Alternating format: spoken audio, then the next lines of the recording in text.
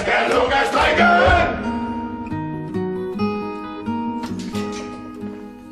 Der er vist noget galt her.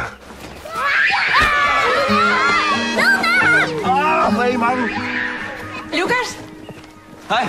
Kigger du lige ind et øjeblik? Hvad er det for noget? Hvad er det, der er skidt? Ja, det kan jeg ikke sige. Måske det bedste, at du tager fri et par dage, ikke? Så kan vi få det her på plads sådan stille og roligt. Nå, hvad har hun nu fundet på, den lille bandit?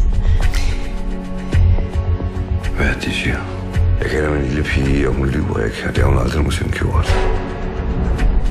Så hvorfor skulle hun lyve nu? Sindssygt eller hvad? Hvis du har rørt min lille datter, så får du en kugle lige i panden. Han var på at smadre mit liv. Jeg ringer og sagde, at du har skidt alt muligt klam nede i børnehaven. Du skal ikke høre på, hvad de siger, Magnus. Det er min bedste vens datter, det ved du godt, ikke? Jeg tror på børnene, Lukas. Det har jeg altid gjort. Men for helvede, du har jo ikke gjort noget. Det er dem, der er blevet syge i hovedet. Smut hjem med dig. Kan du så ikke hilse mig at sige, at han ikke skal handle her mere, og han skal heller ikke bede dig om det?